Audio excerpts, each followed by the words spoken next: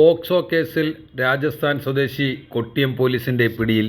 രാജസ്ഥാൻ ബാർമർ വീട്ടിൽ ബഡാറാമിന്റെ മകൻ 26 വയസ്സുള്ള നേമാറാം ആണ് കഴിഞ്ഞ ദിവസം പോലീസിന്റെ പിടിയിലായത്. തിരുവനന്തപുരം കരമനയിൽ വാടകയ്ക്ക് താമസിക്കുന്ന നേമാറാം കൊല്ലം ജില്ലയിലെ വിവിധ ഭാഗങ്ങളിൽ ഇലക്ട്രിക് പ്ലംബിംഗ് സാധനങ്ങൾ വിൽക്കുന്ന സെയിൽസ് റെപ്രസെന്റേറ്റീവാണ്. കഴിഞ്ഞ 27-ാം തീയതി മൈലക്കാട് വെച്ച് സ്കൂൾ ബസ്സിൽ ഇറങ്ങിയ കുട്ടിക്ക് നേരെ നഗ്നത പ്രദർശിപ്പിക്കുകയും പിന്നീട് കുട്ടിയെ കടന്നുപിടിക്കുകയും ചെയ്തു. ഇതിനെ തുടർന്ന് പേടിച്ച് ഓടിയ കുട്ടി വീട്ടിലെത്തി രക്ഷിതാക്കളെ വിവരം അറിയിക്കുകയായിരുന്നു.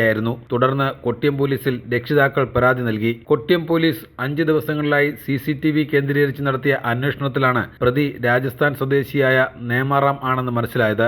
തുടർന്ന് ഇയാൾ എത്തിച്ചേരാൻ സാധ്യതയുള്ള കടകൾ കേന്ദ്രീകരിച്ച് പോലീസ് അന്വേഷണം ആരംഭിച്ചു. ഇതിനെ തുടർന്നാണ് കണ്ണനല്ലൂരിൽ ഇലക്ട്രിക് ഷോപ്പിൽ പ്രതി എത്തിച്ചേർന്നതായി വിവരം ലഭിച്ചത്. കൊട്ടിയം SHO പ്രദീപിന്റെ നിർദ്ദേശപ്രകാരം SI നിതിൻ നളൻ, വിഷ്ണു, അരുൺകുമാർ, CPOമാരായ ശംഭു, ഷമീർ തുടങ്ങിയവരാണ് പ്രതിയെ കണ്ണനല്ലൂരിൽ നിന്നും പിടികൂടിയത്. പ്രതി രാജസ്ഥാൻ സ്വദേശിയാണ്.